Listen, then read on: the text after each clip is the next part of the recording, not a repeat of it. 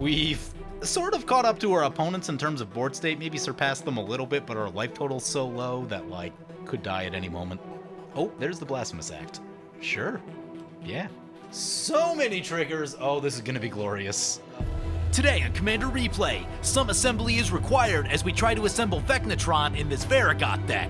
Next on Commander Replay. Hey guys, there's two great ways to support the channel. All links are in the description below. Welcome back, everyone. Playing a fun deck today. We've got Varragoth, Bloodsky Sire, some assembly required. Let's take a look at this opener. Oh, if this was a mana-producing land, I'd probably risk it, but it's not, so we're gonna mulligan. This is fine. It's not amazing, but we've got one tutor in hand. We've got a tutor in the command zone, obviously. So we can get some things going. Like, I'll probably fish out an early Soul Ring. I did try filming this deck last night, and it was actually an interesting game, but I was just, like, a little frustrated about the ending, so we may never see that one. But we'll go ahead and keep. But I did find out in that game that, like, the deck is pretty mana hungry, and in the sense that, like, a lot of the cards you're playing are not great. They are not great investments of mana that immediately give you incredible board position. Well, how about that? We've got Bogbrew Witch and Festering Newt in our hand. Perfect. We can assemble that little combo, and will be very exciting. Let's go ahead and play Swamp. Because we have the combo, I think I'm actually just going to lay down the Festering Newt, and we'll pass like that. Got an Emeria coming down turn 1 for Flintlock. Got to watch out for those in the late game. As I also found out last night, this deck is not particularly quick, so as long as they keep hitting land drops, they will have every opportunity to get that Emeria active. Because of that, Flintlock's going to take some early aggression here. 1 damage his way. It is really unlikely that that 1 damage will matter in the course of this game. Sometimes it does. Every once in a while. It's really frustrating when you're like, wow, I need to kill this player, and you can only get them to, like, 1 or 2. But I do find that, like, generally speaking, cards and strategies are so strong now that, like, when you have the board position that you're able to attack for the win, like, it's usually so much damage that, at least against one player, the count doesn't really matter. Now, as you're trying to kill, like, multiple players, then yes, that damage does become more relevant. But yeah, just the efficiency of the game now, like, getting enough damage to kill 1 player is usually pretty easy. And I think a lot of that has to do with just creatures being really powerful over the last, like, 4 years or so. Anyway, we cast our commander. We'll swing into D-Manny for 1 here, and opponent did get their commander, Livio, into play. So the 2/2 is going to be enough to deter our little 1/1 Newt. And he takes a poke for 1. And we pass like that. Next turn, I'm thinking about a Soul Ring. Just, we need to get a little extra mana. Thinking, like, Soul Ring and Greed are 2 things that we need to get our way into before we really start going for the jank. When we were talking about power level before the game, I described this deck as I will generate a lot of resources in order to play bad cards. So the deck ramps and draws pretty well.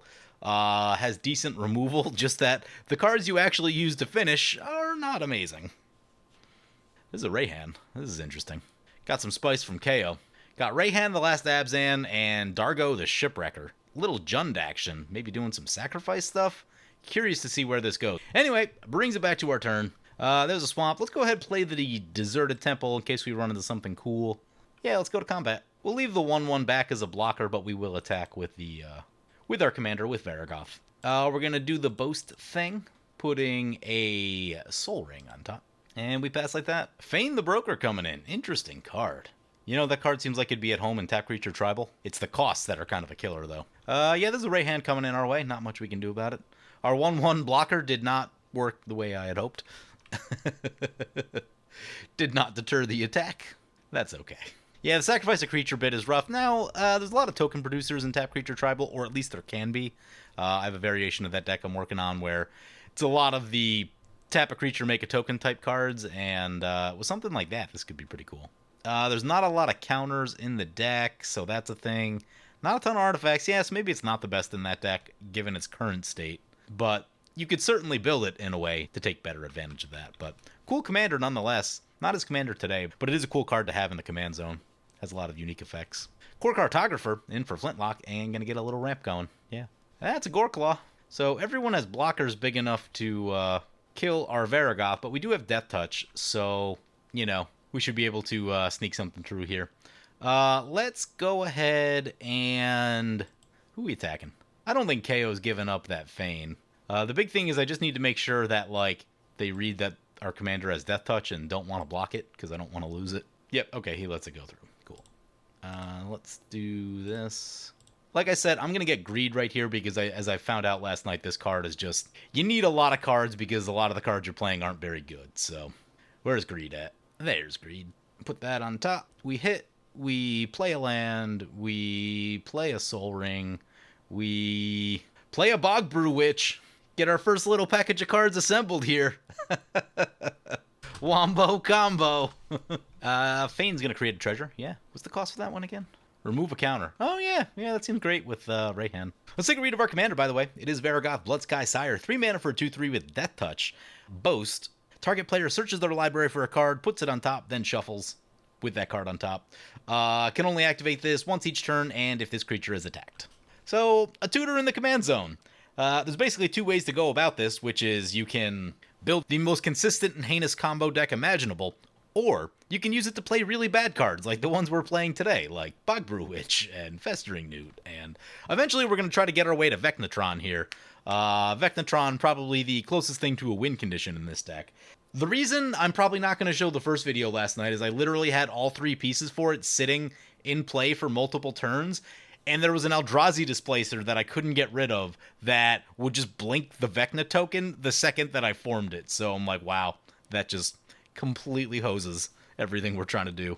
Super frustrating. It really was an interesting game. I don't know. I just, like, didn't have a great feeling afterwards. I could definitely show it, but I wanted to at least get something assembled, even if it's not Vecna itself. I wanted to get, like, one of the cool things in our deck assembled, and that was the only one that I was close to really showing, so. Oh, that's a Piers Whim. Ah, crap, there goes our Soul Ring. Well, if that's how he's gonna play it, then we're probably gonna have to get a Coffers or something. Nasty card. Yep, sacrifice our Soul Ring. That makes me sad. You know, we tied quite a bit up getting that Soul Ring. Used a tutor. Spent 2 mana to tutor. Yeah. Essentially gave up a card draw for it, which, I mean, isn't the worst thing. But, like, yeah, it's just, you know, there was a cost to getting that Soul Ring. There's the Greed. So what I think I'm going to do is just Grim Tutor into Coffers. Actually, let's play a Swamp first, because I think we can do it this way. Oh, crap. That's not how we wanted to do that at all. Yep, no, we did not want to play that Swamp. Whoops. Well, now we can definitely do it, because it won't matter, but... Let's Grim Tutor. Let's get the Cabal Coffers. I try not to, like, do the most broken stuff with this deck, but it's sort of like, you just need mana to make all this stuff work. Then we will go on the attack once again, and, boast again. Swing this into Flintlock this time. Seems medium open. This is actually going to be a problem. We're probably going to want to think about some removal, because he's going to be able to slam a bunch of worms with this. As someone who had a Goreclaw Worm Tribal deck for a little while. I still have all the worms in paper. I could easily build Daru with buying, like, minimal cards. I could probably buy, like, 5 cards for the deck and have everything ready to go. Is it going to do the thing? We'll go ahead and boast. What are we getting? I need to read Bubbling Cauldron. I kind of forget what it does. I didn't really, like, read this whole thing. Oh, yeah, they're just going to blink the thing. Okay. Yeah, that's fine. I'm okay with that. What do we get? Jet Medallion's kind of tempting. Always more mana. More mana's always tempting. Maybe we get... let's read Bubbling Cauldron. What's this thing do? Each opponent loses 4 life, you gain 4 life. You know, we don't really have a way to, like, bring the Newt back. I think there's a whole separate combo I got to get going for that to make all that work. Maybe we need to add that in here. Midnight Banshee's not terrible. How much mana are we going to have? Let's get Midnight Banshee right here. I think because, like, Midnight Banshee takes time to be good. And I think this is actually a good position for Midnight Banshee. So the genesis of this deck started, I don't know, maybe like a month or so ago. Someone was playing Varragoth. I can't even remember what I was playing. I think it was a Boros deck. And as I started looking at it, like, I started thinking about, like, all the just random black cards I want to play that I don't get to run all that much. And I'm like, you know what? I'm just going to jam all those cards into a deck and see what happens. So that's what we're doing today. That's a Thundering Raiju from KO. Decent little card. Put a +1/+1 counter on target creature you control when it attacks. Then this deals X damage to each opponent, where X is the number of modified creatures you control other than this one. That could be a thing. What does it do? X damage to where? Each opponent. Yeah. Anything that damages each opponent is generally strong. 3-3 our way, 4-4 over to Flintlock. We all lose 2 from the Raiju effect. Opponent brings back their core cartographer. Yeah, that's more ramp and a blocker. I don't know that it's worth really giving that up as the block. I mean, that's not... Yeah, it's only 4 damage. I wouldn't give it up. The question is whether to slow KO down a little bit. Because damage to each opponent... We have board wipes. I feel like cashing in our creature right here... I feel like the threat of Festering Newt is probably more effective than, like, the actual use of Festering Newt. So, like, sitting here, it's probably a little more intimidating than having already used it. So, I guess I'm going for the intimidation tactics of, like, please don't attack me, because I might blow up your thing. Hasn't really worked out so far, but who knows, maybe it'll catch one of the other opponents and make them change their mind on something. That's a Vital Splicer, yeah. Makes a golem, and can regenerate golems. That seems pretty good for that deck. That is Sergeant Flintlock in the middle, piloting his Livio and Tekik deck. It's going to be blinking stuff. There's going to be some artifacts. Going to be some +1/+1 counters. It's an interesting little machine. And I think it's actually well suited to this game because this deck is pretty slow. It's turn 6 and, like, our board is incredibly non-threatening. So, you know, from the few times I've seen Flintlock play this deck, it's not a deck that really gets going super quick. And Livio is just so expensive mana-wise. Like, this just needs to be less mana. If it was like 1 and 1 or 1 and 2, that'd be much better than where it's at currently. Sylvan Anthem, don't love that card. In the theme of green gets everything. There's a Bookworm, yep. Getting that into play, cost reduced. Yeah, it's an 8/8 with trample. Can't attack yet, but Goreclaw can attack, and Goreclaw can put a little hurting on stuff. There's the Midnight Banshee we talked about. Yeah, it might be time to get that in. Although I really want to get the Greed also. Although with Deserted Temple, we might be able to get both. We will... Yeah, let's do it now, and we'll see what kind of mana we have left over. So there's 5 mana. Untap the coffers. Do it again. That's 7 mana. Not bad.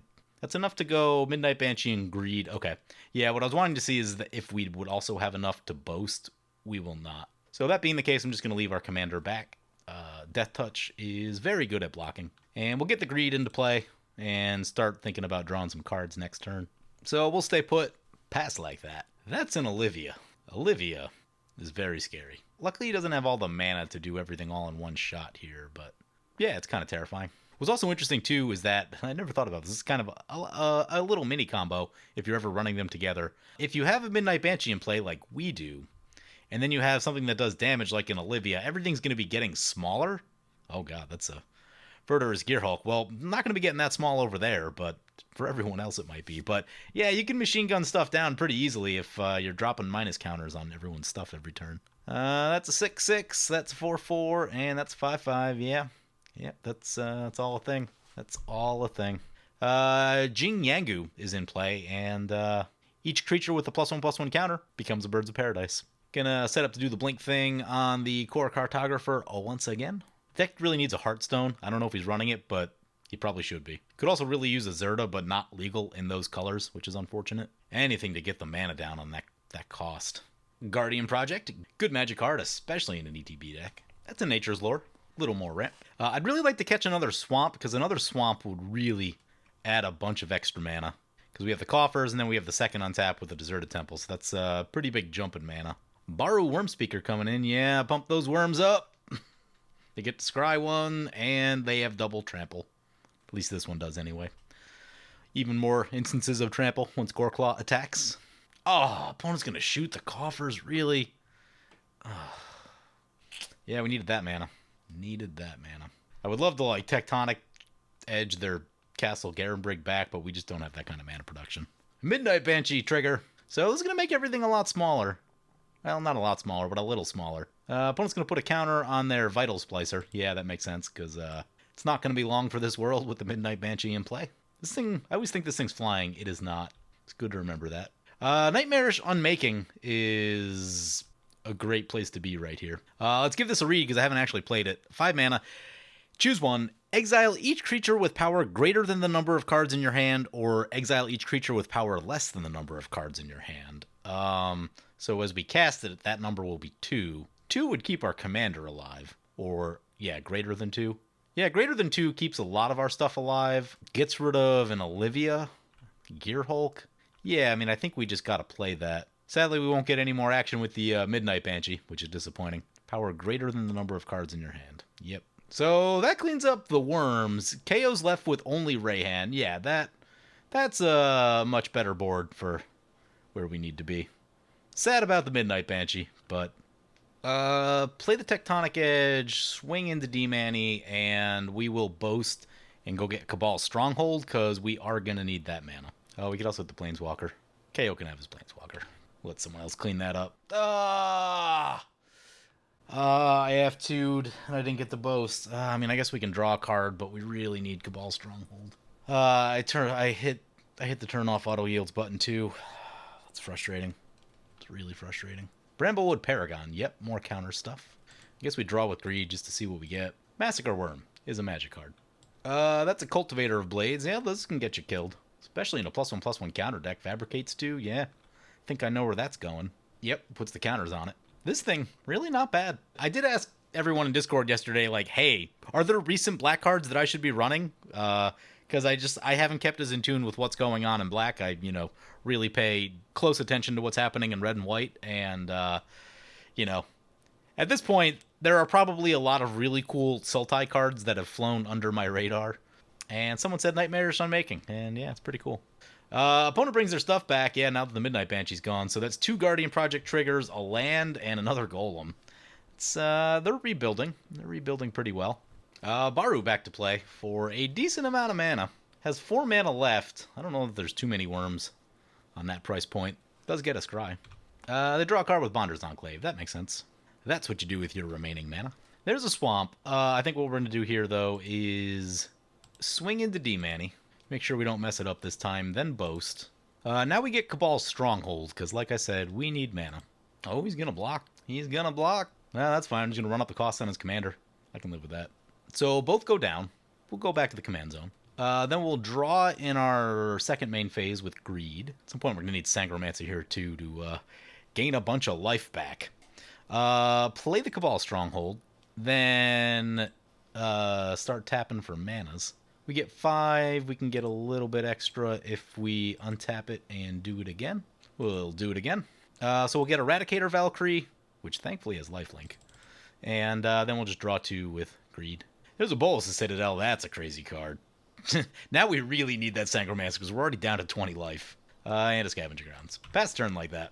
The lifelink is enticing, though. This is a cool looking card. I really don't think I've used this at all.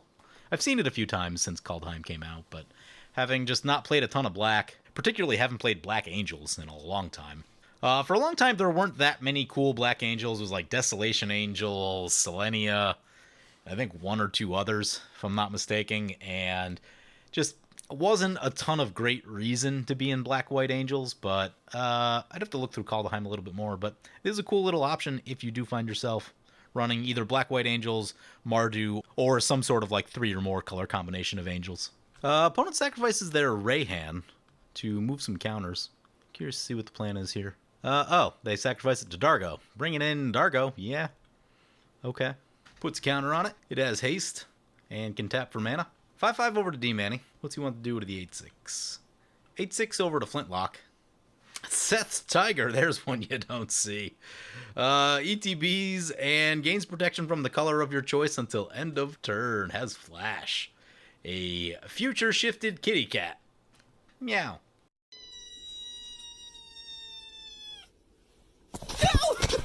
God, that's a rare? Such a bad rare.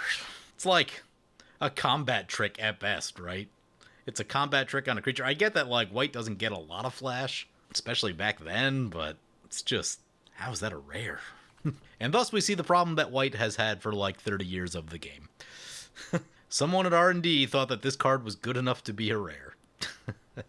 So Flintlock, I mean, there's some trample in there. Flintlock's at 31. D-Manny's at 31. We're at 20. We're mostly burning our own life total a lot, though. We'd love to start finding our pieces of Vecna, but we have a lot of things we need to find. That being the case, Diabolic Revelation would probably actually be a good pickup, given the number of cards we need to find. And the thing I'm worried about, too, is it's just like KO is some pretty big creatures now, and we're not well suited to defend ourselves against them. So, that's a Bramblewood Sovereign. Yeah, that's an interesting one. Draws a card. Blade Splicer. Triggers all the stuff. Flintlock's got a lot of creatures out now. None of them are huge, but there are just a lot of them. The golems have first strike. Makes things a little difficult. We could, in theory, kill a bunch of them with a massacre worm, but many of them would still survive also. Looks like he's gonna try to clean up that planeswalker. I can get down with that. He's not coming our way yet, so we're probably not gonna massacre worm just yet. Small little attack. That's a world spine worm. 15/15 trample. What's easier to get rid of, the 15/15 or 3 5/5s? I mean, probably the 3 5/5s, to be completely honest. But in either case, like, if we attack over there and do the thing, like, I'm sure we get attacked. That's an Urborg. Doesn't help that much with Cabal. Unfortunately, it's not the same as Cabal coffers. Makes me sad. So that being the case, we're just gonna play the Swamp. Do we Bolus his Citadel? There's 6 mana. Let's untap the coffers. Do it again. Or Stronghold, rather. 8 mana. Let's get the Citadel in. I was kind of going back and forth, but we just don't have a lot of other options this moment. Harvester of Souls is cool. Oh, God, the life loss, though. Yep, cast it off the top. Why not? Phyrexian Arena, we don't need as much. Magus of the Will is unfortunately slow. Not really what we need. Maybe we just draw the Magus. I mean, it's only 1 more life. We need to get to, like, a board wipe, or... I mean, even the worms. The worms survive the board wipe. That's a concern. Really need to get to Sangromancer. Yeah, I think we just gotta get lucky. Helldozer? Helldozer we're gonna have to draw. Fleet Feather Sandals. Oh, that's interesting, actually. We equip this, we activate that, then we get Soul Ring, we get Coffers, we get a Tutor. Oh, yeah. We get a board wipe. I think now we're starting to talk a little bit. Unfortunately, it's not a destroy board wipe, because that would give us a ton of card draw, which is what we do need. But we might be able to get there. Okay, so cast this. Oh, there's the Graph Rats. Well, that makes me sad. Put this on that guy. Oh, we're going to be mana short. Did we already play a land? We already played a land. This isn't going to work.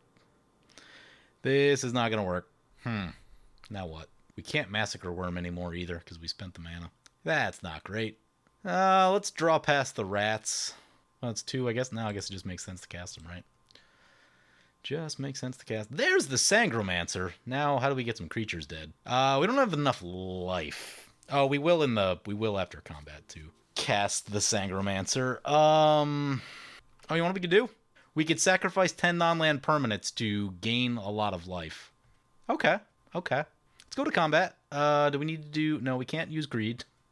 We are out of greed mana. So we can... I think we just let it go. Yeah, I think we have to let that mana go. Yeah, just let it go. Let's just take a little poke over to the KO. We go back to 6. Cast the Sangromancer. Bantu's Monument has life gain stapled to it. We can't cast it, though. We don't have enough life for that. But next turn, in theory, since we can't do too much with our mana, we'll just put the boots on, I guess, on the Harvester, in case we need to block flying or something like that. All right. We've sort of caught up to our opponents in terms of board state, maybe surpassed them a little bit, but our life total's so low that, like, could die at any moment. KO's attacking with a Cultivator of Blades. I can't see where yet. I hope it's not in our direction. It's all over at Flintlock. Cool. Well, there should be some blocking here, and blocking means we gain life, which sounds glorious. I got Sangromancer out in last night's game, too, and it was a blast. I went from, like, I don't know, 18 life to, like, 60 or something like that. There might be a little bit more of that here, also.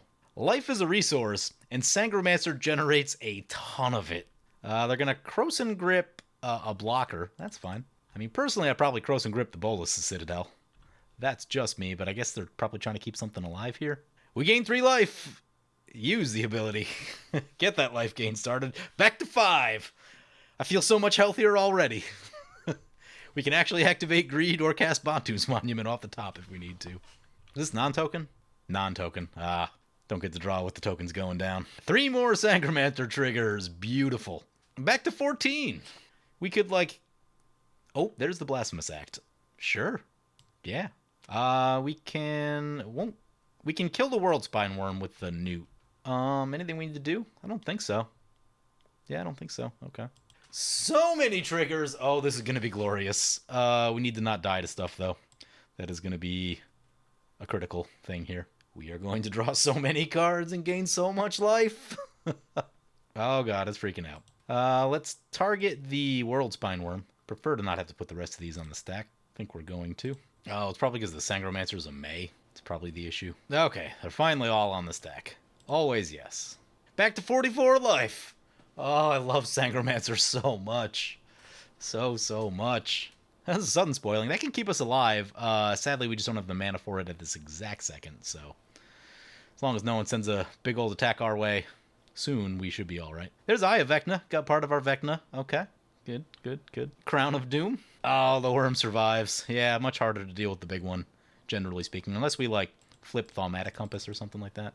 There's a go for the throat. Yeah, I mean, I'd go for the throat. Sweet, we got the Book of Vile Darkness. That's 2 pieces of Vecna, which is fantastic.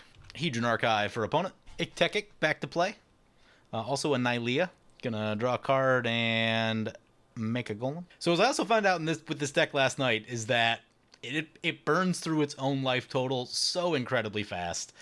We're at 44 right now, and we could conceivably lose all of our life like within a turn or two, even though there isn't that much on board. We have the worm covered with a go for the throat for the time being. A cool play that we don't have the mana for is we could sudden spoiling and then shoot this thing, so that way they don't get the 3 worms back. It also wouldn't shuffle in, I don't think. Opponents can get rid of our Bolas of Citadel. Yeah, that's probably a pretty good idea. It just goes on top of library. Yeah, that's fine. And gonna shuffle a graveyard? No. I don't know which mode he's choosing. Oh, he's getting a creature. Okay, yep. What creature are we getting? Worm Coil Engine. Yeah, it's a solid one. Solid one. Another death trigger. Makes board wipes much less effective. Again, we could think about the sudden spoiling thing, but I'm not sure that I want to take the hit for 16. That will put us at, what, 28? And that's just a lot of reasons. That's a lot of our life. It's 1/3 of our life. And like I said, this deck burns a lot of its own life. So it'd be cool to do the sudden spoiling, kill both of these things, and not have the death triggers go off. But I think we just have to save the life if he decides to come in our direction. It's going at Flintlock. Okay, then. Well, perhaps we can set up that whole thing we just talked about. We're gonna block with 2. It's still not gonna be enough, though. Flintlock goes down. He's at -1. That 1 damage almost mattered. Oh, way back at the start of the game, he'd be at 0. I mean, that'd still be lethal. But at the end step, we're gonna draw. See if we can find more of our little things to assemble. Bolas of Citadel is back, and a Swamp. Brings it back to our turn. Phyrexian Arena trigger. For a Dread Presence, a Dark Ritual. Dark Ritual's nice. Dread Presence can draw cards or gain us life. Let's... I don't know that we need that per se. Play a Swamp. Get Mana Vault. Activate the Stronghold. Untap the Stronghold. Activate the Stronghold again. 10 black mana with a bunch left over. Let's get Eye of Vecna into play. We use the Mana Vault to do it. We lose 2 life and draw a card. It's another land, unfortunately. Let's get the Book of Vile Darkness into play. Let's get... Masker Worm doesn't do a whole heck of a lot against that stuff. Bantu's Monument seems like a real good place to be. I'm going to YOLO this Bolas' Citadel back to play. It's a land. Oh, nice. We're going to get a 2/2. Okay, yeah. And I think we just pass like that. Sit on our Go for the Throat and Sudden Spoiling. We make a 2/2. Then we discard a lot of cards. Start with the lands. We could play Grave Titan and try to win with it, but I'd prefer not to do that. Masker Worm, not great against what our opponents have. I think we're probably okay without Black Market. Doesn't seem to be any super nasty lands in play. Oh, I gotta give up on Helldozer. Boy, do I love some Helldozer. So here's the cards we're left with. We have our next land drop. We have Dark Ritual into Go for the Throat and Sudden Spoiling to not die to worms here. Renata, Call to the Hunt, coming into play, sure. Harvester of Souls is another one that you just don't see that much of anymore, and it's like a little pricey at 6, but if someone drops a board wipe, you can draw so many cards. Sangromancer and Harvester just combo with board wipes so well. The nice thing about Sangromancer, too, is that creatures die for a lot of reasons, like, Sakura Tribe Elders and things that sacrifice themselves, people playing any sort of sacrifice decks, just creature combat, just a lot of reasons that creatures go down, and really easy to gain life with that card. That's a Nykthos. That's going to give D-Manny a lot more mana, which is unfortunate. Starts with the Bonder's Enclave, tells me he probably doesn't have a ton in hand. Daru coming into play. Scry's one. I feel like these are probably coming in our direction. Just the big one at us. Well, We do need to slow this game down, so Dark Ritual. Need to slow the game down. It's turn 11. Tells you what kind of deck this is. Sudden spoiling. This card has gotten me a number of times over the years. Highly underrated is what it is. Oh, unfortunately, it's a 1-3? Why is it a 1-3? Oh, the stupid Anthem. Well, that's frustrating. And then we're going to shoot it so that it doesn't cause any problems for us. And that lines up a nice block for KO, who's going to block the Wormcoil Engine and take that down with no death trigger. Sudden spoiling. Heck of a magic card. The thing is, too, is creatures keep getting stronger and stronger. Something like this gains more value because there's just a lot of creatures with a lot of crazy abilities. And if you need to shut those down, it's a nice little way to do it. That's a field of... No, not the mana. Oh, we need the mana. This deck is... Yeah, at least we got the Bola Citadel. Hopefully we can get to something. We get a Swamp back, but that's not a great concept. Oh, that's Diabolic Revelation. We don't have the mana that we did a minute ago, which is unfortunate. We can probably get Vecna with that. Here's a bunch of draw triggers. Well, 2 draw triggers and a Mana Vault gonna do damage to us trigger. Not gonna pay for this right here. We're now very mana tight after losing our land again. I feel like we'd be better off with like Black Market or a Mana Doubler. Feels like those would have survived longer. And there's the damage trigger. There's a board wipe if we need another one. It's not out of the question. Play a Swamp, cast Diabolic Revelation. I'm gonna go X3, I think. So that'll get us the last piece of Vecna and the other 2 pieces of this cycle. And I think that leaves us just enough to cast one of the pieces of Vecna. Oh, Cryptgas is so tempting. What do we need? We need Hand of Vecna, Crown of Empires, and... Oh man, Thaumatic Compass would be a really good idea too. Yeah, I think it's going to have to be Thaumatic Compass because we're just going to... Like I said, we need to keep continuously slowing the game down. There's a little extra mana is what that is. Play a Thought Vessel off the top. There's a Damnation off the top. Sure, we'll play that. Actually, you know what? Maybe we just want to draw that. For 2 creatures, doesn't really seem worth it. Cast Hand of Vecna. Yeah, I think we'll just pass like that. That all seems good. Oh, we could have... it's a lot of life to equip that thing. Also, it's only good for attacking. Stay and put. Making a 2-2. I don't even know what we lost life to this turn. Phyrexian Arena, probably? Oh, we did use this one time. Yep, there we go. I was worried that we weren't actually going to spend any life at one point. But we did. We did. Reyhan, the Last Abzan, coming back into play. He's going to draw a card. Tells us he doesn't have much in hand. He's going to make a 4/4 worm. Wow, paying full price to do it. You know what the wise man always says.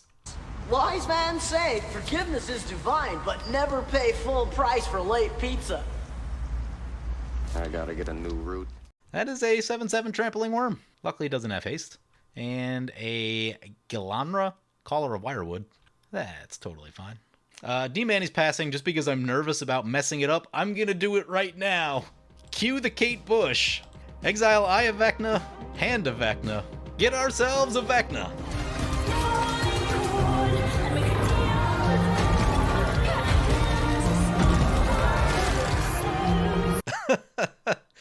When DTBs, we draw a card and lose 2 life. How about that? Love it. Here's a Burnish chart. God, Burnish chart earlier in this game, Coffers and Stronghold would have been fantastic. Do we need to draw? I don't think we already have a lot of draw. We have a lot of draw, I don't think. Drawing with Vecna is what we need to do. There's a Mutilate, another board wipe if we need one. We have enough swamps that it is relevant against the worms, too. That can be an issue with this deck. Play a swamp. Let's get our little crown cycle thing here. Oh, wait, are these not part of the same? These are not part of the same cycle. Well, that's disappointing. Mess that up. Ugh, disappointing. Well, get the Thaumatic Compass. Made a couple boo-boos in deck building. Could have swore they were all part of the... The other one should be in there. Now we got to draw more cards to try to get to the thing. Ugh.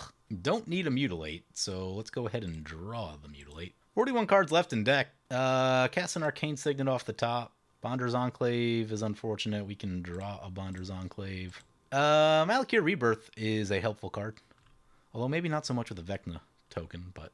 Maybe not so much when you have entirely tokens. There's the thing. Well, anyway, let's equip the boots to our Vecna. Give it flying. And we'll slowly start to work on D-Manny's life total here. Actually, maybe not that slow in the sense that I think this is about to get pretty big.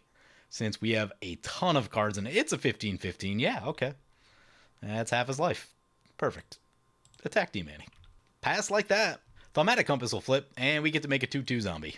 Beautiful. Make sure I do have that full cycle. So it's Scepter of Empires, Crown of Empires. And what's the last one? Don't tell me I forgot the last one. Oh, I'm pretty sure I forgot it. Throne of Empires. I did forget it. Oh, that's disappointing.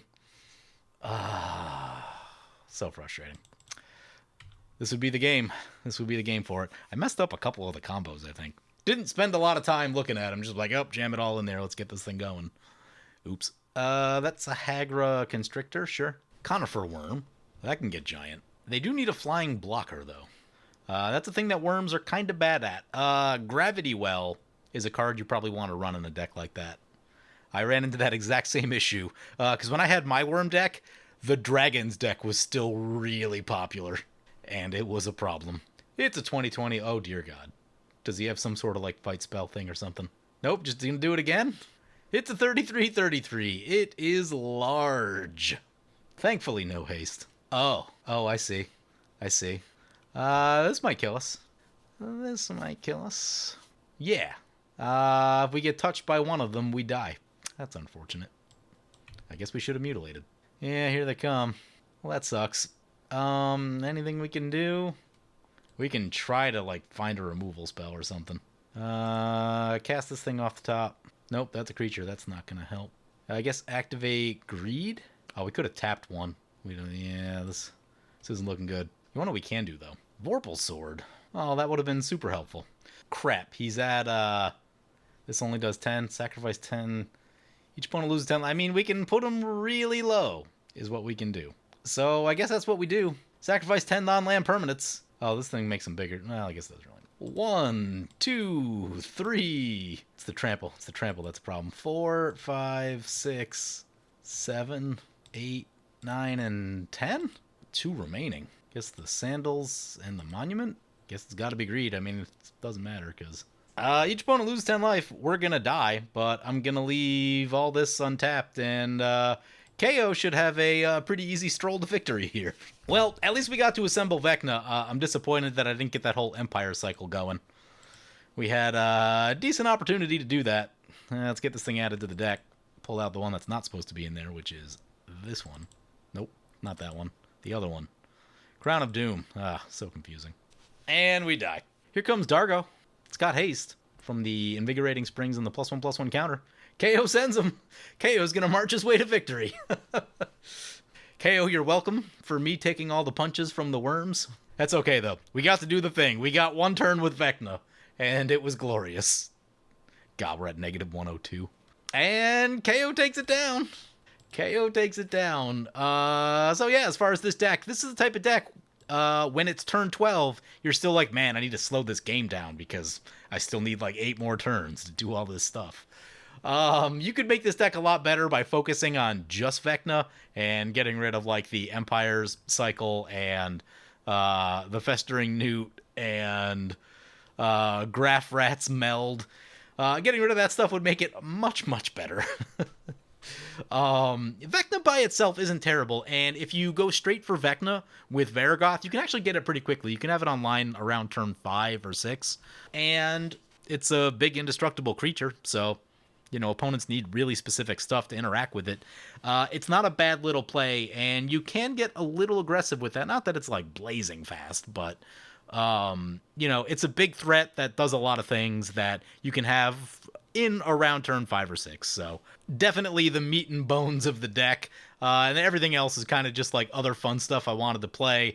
I'm glad we got to see some sudden spoiling action. We gained a ton of life with Sangromancer. God, I love Sangromancer so much. I need to play black more and just run Sangromancer and Harvester of Souls and all these ridiculous cards. I wish the Midnight Banshee stuck around just a little bit longer. Only got one turn with that, and that's kind of the weakness with it. It's just like, it takes a long time for that to be good. And it's also like, as opponents keep casting stuff, you know, it doesn't hit it until it comes back to your turn, so it's just like a very, very slow card, but it's cool.